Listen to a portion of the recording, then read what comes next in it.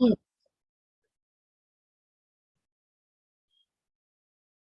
guys, welcome to Lady Grant Scribes. Hey.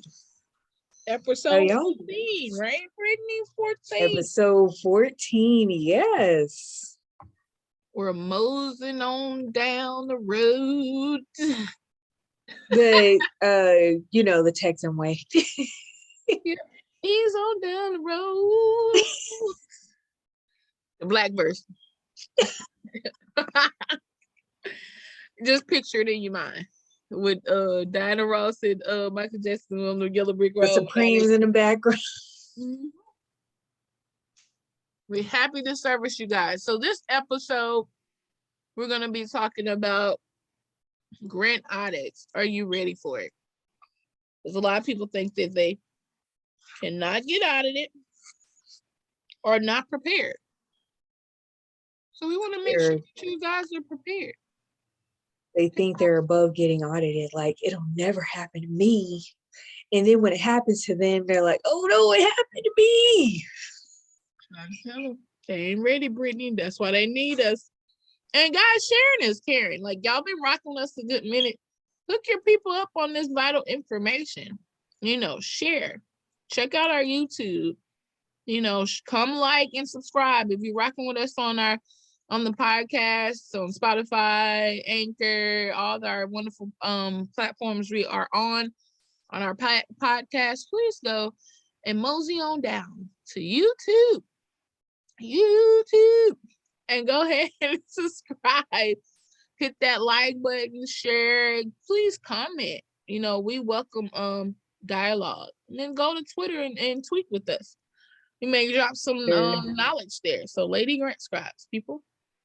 Hit whenever you get to the YouTube, hit the subscribe button and also hit the notification bell so you know when we post. Do that for us. Do it.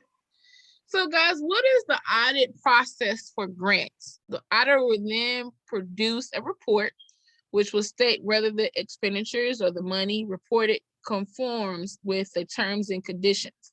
So when you get your grants and you apply, there's terms and conditions. Hey, we're giving you this because you are a woman organization, and we're giving you for 3 consecutive years because you're helping kids. So you wrote a proposal to say, hey, with this money, we're going to be able to feed 100 more families, build 5 more homes to be able to help the homeless.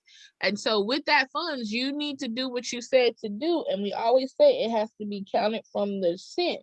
You can't have anything left over because you think, oh, I did justice to the fact that I saved. No, you got to spend every dime up to the penny, and each dime has to be accounted for. And so that's what an auditor will be looking for. They'll be looking at that report based on what you said. Conform with their terms and conditions. This is usually in a format prescribed by the grant agreement. The report is sent to the funding organization as part of the reporting process. So, and then they'll see if you need an audit. Like, hey, did we do everything we said we was gonna do? Did your stuff line up? Then they'll see, hey, hey, I need to audit you because something is off. You can't, like we always say, don't give Junebug because that's your cousin or Kelly and Sarah over there. They got handbags with the money. Y'all got that grant money. Y'all thought y'all can go on a shopping spree. No. Because if it doesn't line up, you're in trouble. So, how it starts is like, I know you guys may have like questions like, okay, so where do I start? So when you do award funding for a project, ensure you read the grant agreements or contracts carefully from start to finish, to assertion whether your project cost requires an audit or a certification. Like, some people want you to be certified in certain things before you get the funding. Look at all those things from top to bottom. Like, most funding organizations refer to specific guidelines around the cost, they consider eligible or ineligible for a claim, right? So when you put it in your claim, they'll let you know, yes, you can do this. What's the standard? Because you'll be communicating with the person that awarded you. Yes, this is reasonable for you to spend on. That's in our guidelines, all of that, because they're gonna send you that. And you just don't want to like, oh, I want to do this home such and such here for these 3 properties. You have to let them know, okay, yeah, that's in the price range. You did reasonable spending on this. This is in our guidelines. Okay, you can go ahead with that. And then from the cent, because if you say it's going to cost XYZ and your contractor, if you're building it from the ground up, comes with another estimate, you can't just give them the first one and then change it. So you got to be certain with everything to the T, because dollars are allocated for it. And I explained to you guys what the audit is, them going over their guidelines, what you apply for, making sure you meet up to what you said. And then you may say, well, do our project needs an audit? You know, consult the relevant terms and conditions of your grant agreement or contract. This will stipulate whether an audit is required and how the audit should be completed. Most fund organizations allow the cost of an audit to be incorporated into the budget of the project. So be sure to read all again. Reading is fundamental. Reading all the relevant documents related to your funding, you know, to ensure you include any audit costs within your application, right? That they're like, hey, because you will get audit, guys. So like most, like, so you like, okay, so if I got to get audit, who would be doing the audit process? So most funding organizations require that an audit is completed by a registered auditor who is qualified to carry out audits in accordance with relevant national legislator. Specific criteria will be set out in the project's grant agreement or contract. And then some allow beneficiary to use their internal audit service to complete grant audit. So like your own system to make sure, like checks and balances. So your accountant. So, hey, we use this for this. This is everything itemized. But just know that's only allowable if the beneficiary can demonstrate without a doubt that the internal audit service is sufficient, independent from the project itself. It should be just separate. That you got the money, you allocated based on what you was going to get in your internal system. And then you have that reports of everything you got in, receipts and things of that nature. So they can, just like checks and balances, guys, when you do your taxes, you have a bookkeeper of your business to check everything up against what you have coming in, to audit to make sure everything in your account is what it says to be. So, and then you file your taxes. So, I think, Brittney, you have anything to say? I'm trying to make sure I covered everything. Yeah, you did. And here's what I have next. The 4 different types of audited services. And this is also where it goes into grants. Now I'm cheating. I just want to put that out there. On the home site of the charity charitycfo.com, and I want to give them their credit because this article that they did about the auditing and the auditing services lets you know where it ties into grants as well, because about the operational, that was their first one. They talk about how when you need like funding for operational things of your businesses, where your productivity will be in that, you know, if anything is going to IT, HR, staffing, things like that, or to your building, that's something that they audit. You would get audited on with your Alexis mentioned, along with your grant financials. When you have a financial situation in your business or your nonprofit, that accessibility with that as well. Also, how are you doing internally, like in your nonprofit, for that, and also externally for your nonprofit. And this also trickles down to business as well. So basically, what just a recap of what Alexis just said, this is why this is important, because when you're doing the numbers, and guys, don't lie, please don't lie, you have to tell the truth on these numbers. And your If receipt, you know, you gotta produce receipts, people. That's the part of the you audit. can't lie. You can't be like, oh yeah, I spent $1 million, but they're like, you opened 2 weeks ago. How on earth did you do that? Don't lie. It always bites you in the butt. So they also offer things on their site, like they mention the 990, how they use that to audit as well. And they're also letting you know, I love this line that they say on their blog, and I quote, "As you see, an audit doesn't have to be scary. In fact, it can be a healthy process to learn where your nonprofit can improve over time," end quote.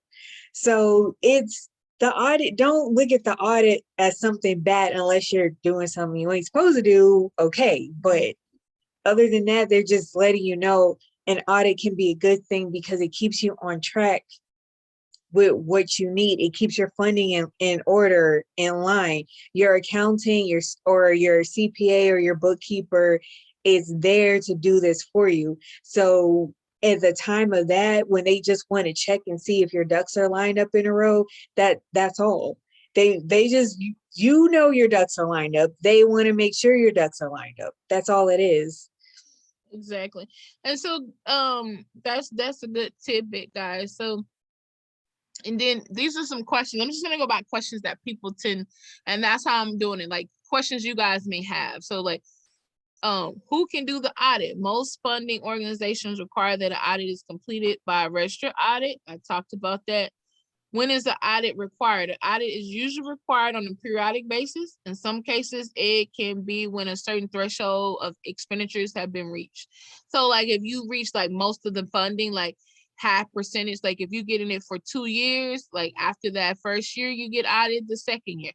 Or if you have in one lump sum about like half of the project or half of what you said you're going to be doing, they may audit to see if things on course and that you're online so you're not wasting money, right? And that they can get a hold of what you're doing to make sure you're doing best practices. The more you guys, like you said, it's not to be anything to think frown upon, because let's say you do get audited and you can share that when you're doing your next grant. Like, hey, we know what we're doing over here with our financials. We never had a problem when we got this. We know budgeting. So we know we're going to be wise with your money. And a lot of times, a lot of funders look for that, because they're like, great, they have an internal system where they can be on point when it comes to funding. We don't have to monitor as hard. So what timetable do grant auditors work to? So it's important to gauge a grant auditor a few weeks before your deadline for submission of documents. Funding organizations often set deadlines for audit reports, and around 2 or 3 months after the end of a financial report. It typically takes approximately 2 weeks from start to finish to complete a grant audit engagement. However, this is heavily dependent on the size and complexity of the audit, meaning how much more money you get, the larger your organization, and the larger the project, that can determine. Mm-hmm. So many clients maintain an audit timetable with predetermined dates that have been arranged by the auditor and the client. Okay, guys, so they'll be communicating. Y'all be working together to set these timelines. Where will the audit be completed? The audit will usually be completed on site at the beneficiary, and you guys are what we call the beneficiary. You're benefiting. You got the grant rewards. Okay, so that's, you're considered the beneficiary. In order to gain access to original documents, allowing for queries to be addressed more quickly and directly. So like, oh, we need a query of this. monthly statement. We need you to pull this. So it's just easy for them to do it on site, guys, because the documents is with you. So if you go to them and say, oh, I don't have the documents, I got to pull it, they mean business. So they want to go on site so you can easily pull what needs to be done. You might charge extra for that. I don't know. Some funding organizations, the on-site audit is mandatory requirement. However, there's not always the case. So, you know, with COVID, it may be done virtual, but you still are, you know, producing the documents that needs, because you can share screens, show documents, and you can fax and all of those things, guys, immediately. So where do we find an auditor? So a registered auditor is easy to be tracked down via the register of stationary auditors. But you're likely to require a firm who are highly experienced and specialize in grant audits to ensure the turnaround is as smooth as possible. So do we have to follow procurement rules? Yes. So like if you're getting federal grants, guys, you always know that there's going to be an audit for my federal grant people. There's no escaping that. Like if you get local or your state and local grants, so that may be a little bit different, but federal grants, you know, based on the grantor who's giving you the money. But no, if you're getting those big dollars, those federal grants, yes, there's always going to be an audit. So, and do we have to follow procurement rules? Yes, the rules that they set, that's it. Read it. When you apply for a grant, rules and regulations, make sure you're following it, and what they give you once you award it, what's going to take place after, and what they need from you. Make sure you read those things and follow it to a T. And so, yes, you will be required to follow the organization internal procurement rules. At the very least, if you're allowed to claim an audit cost on your project, ensure that you follow any rules regarding it, because sometimes they'll give you the cost back. They'll allow you to like get the cost back for the audit that you paid for. So, and so you might say, how do we engage an auditor when they're in our facility, or how should we act? So an auditor can be engaged to perform a specific audit or a range of audits over a specific contract time period. The terms of engagement and fee will be agreed via engagement letter before any work commences. So how do we select the auditor? Again, you will likely require a grant auditor that has the following attributes: professional qualifications, sector experience, expertise, value of money, contingency of staffing experience, and service delivery. So you want those things. So how much will it cost?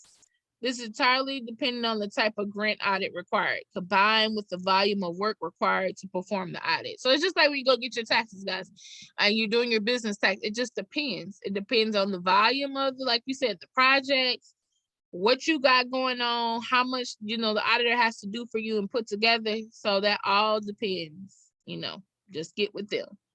Find the best rate for your organization and find the best auditor that you know that's going to represent you right and get you right, so you don't have to be like, what's going on? Some stuff messed up. So guys, you must say, well, how do we prepare for the audit? After the engagement has been agreed, they usually will request the specific claims that need auditing and a breakdown of costs that reconciles of the claim. So when they select the appropriate sample based on the specific terms and conditions of the grant, note that some funders require all expenditures to be certified. Like you have to go get that stuff notarized. That, hey, we certify that all this stuff under oath, right, or affidavit, that this is correct. And we therefore are required to test 100% of the cost claim. So they're going to test it out, like literally. So you got to certify, like, yes, we're saying that this is right. So again, don't fluff nothing, don't fudge. So what would they check? Specific Procedures and checks are often specified in details by respective funding organization. So they've already outlined to you what to expect and what to get together. So you're not going to be blindsided. As a general guide, grant auditors expect to see the following documents to audit: personal costs, like Brittney was alluding to, gross monthly payroll costs per employee and on costs, time records, or other methods providing allocation to project, employment contracts for personnel working on the project. So like if you said, hey, I'm gonna build this this house, or we're gonna work with this food bank, you know, where did you get that food from? Who gave it to you? You know, the cost for it. T-shirts and backpacks, who did the t-shirts, who made up the designs, all of those things, contractors that you hired out to do that project, to build that house, or you know, whatever you're saying that you needed the funding for and what grant you applied for, they want to know that. And employee time, because you have to have your employees to work on certain, you know, stuff. So they want to know all of that. Your direct costs, original invoices, evidence of authorized and allocated to the project, tendering documents if applicable, expenses claimed, and subsequent receipts.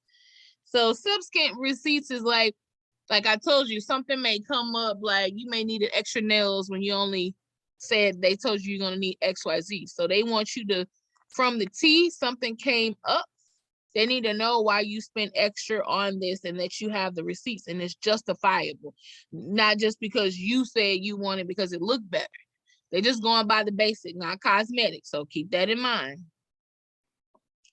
Evidence of travel claims, you might have to travel to do your project, or you're paying people to come in. Your county may not have the proper people to be able to do the project or bill, so the next city over or next town over, they have to come in. So evidence of travel claims relevant to the delivery of the project, evidence that the beneficiary internal procedures and expenses procedures and rules have been adhered to. So that means you've adhered to their guidelines. You're not just doing what you want to do, that you're adhering to the grant granteer's guidelines, not what you want. Evidence of payment. So again, receipts. You can't make up no receipt. These are invoices and all of this. You can't say, well, I'm gonna let Junebug, my cousin, do the construction, and we're gonna say XYZ was this and say this, and we're gonna do one of them paper receipts from the dollar store that you write out. No, now he can invoice you and say XYZ, but when it gets down to it, you know, they want to know. Guys, that's why we stress that do not lie on this stuff. Don't do it. Right, because you not worth it. You got to get all you got to say, yep, this is what I spent, and then you got to be truthful on it, and then you got to go get that notarized or affidavit that says, yes, under oath, I claim that this, I swear that I did this correctly, because they saying you submitted that and we're going to test it. And if you lied, that's on you. You double said it. Like, yeah, I guarantee. Just keep that in mind, guys. So they also want to know the indirect costs, evidence of a full auditable in-credit cost and methodology. Your method of paying for stuff based on actual cost inquiry. So your indirect costs, meaning like this indirectly costs you this, right? Methodology. And based on the actual costs. Because like I said, you can have a project and you can say, we estimate that this project is going to indirectly cost us $5 million to do this project. And the actual cost may not be $5 million. It may only, that's you projecting over to make sure you have enough, right? Just to make sure. But it may cost you only $4.5 million. So the other half, you know, you like, hey, this is left over. And again, I say you shouldn't have things left over, but if you do, you just do, right? You shouldn't. But they prefer you to like, okay, they didn't use all the funds, this is this, they just projected this just in case. And then they can see, well, it would have cost them this, but this person gave them a discount because they're a nonprofit. So this would have cost it. So they'll look at that and say, okay, the indirect cost and the actual cost. They're going to scrub that. Grant auditors will also seek to understand any scrutinous financial system and procedure in place at a beneficiary. So they're going to look at any scrutinize. Was anything tampered? Did you give Junebug extra to do stuff and he didn't do what he said he's gonna do? I keep saying that, guys. Make sure the right people is doing the right things at the right budget, and that's what they cost. And compare yourself. Okay, on average, to do this project, it'll cost a contractor XYZ to do it. And make sure that your contractor is not seeing dollar signs in their eyes and doing way over than the average because you're a nonprofit. You got to do your due diligence, guys. So the resistance. What happens if the auditor identifies errors?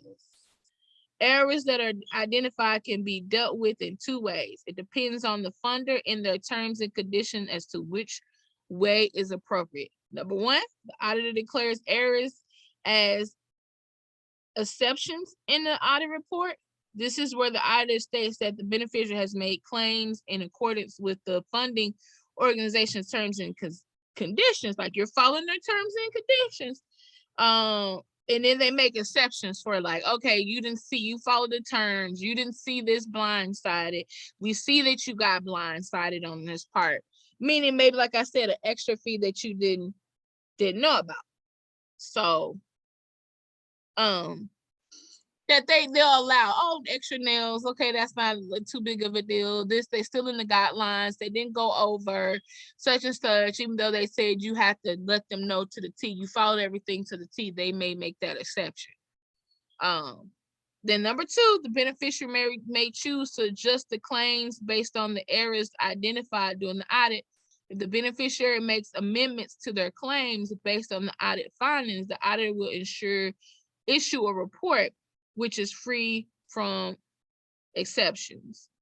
So you may didn't include everything or didn't understand everything. So they may give you an exception on that to redo it and re-put that in there, guys. So again, don't get too nervous. But be honest and keep communication open. And hire the right auditor person so you don't have those errors. So what are audit area rates? So if you make errors, what are the rates? Audit error rates are the sum of the errors identified as audit expressed as a percentage of the total expenditures declared to the funding source. So your money. So the percentage total of money declared to the funding source. That didn't line up. You're like, oh, we gave you X, Y dollars, but you said this is what you got. It's not adding up. Some funding organizations stipulate that if audit errors exceed a certain threshold, so they give you room, guys, like 2% of extra expenditures declared. So you have a little wiggle room, right? So they want you to reduce the risk of ineligible expenditures. So funding organization often complete high-level program-wide audits. So your program audits, like, hey, we put on this program such and such. It's not that you put on a party for the city and your cousin really, or yourself, and really didn't benefit the people. So they're gonna do an audit on that, right? You might say, hey, we're doing this for veterans. Did a lot of veterans really show up, or was it just a party for the city? Like, you gotta did you do enough marketing? You said you marketed, but XYZ. So all of that's gonna be your system that you implemented or project is gonna be audited, guys. And they give you at least 2% error margin, right? So just know that.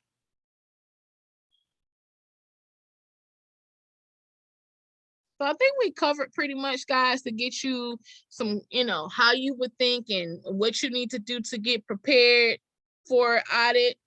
I hope this helped you guys.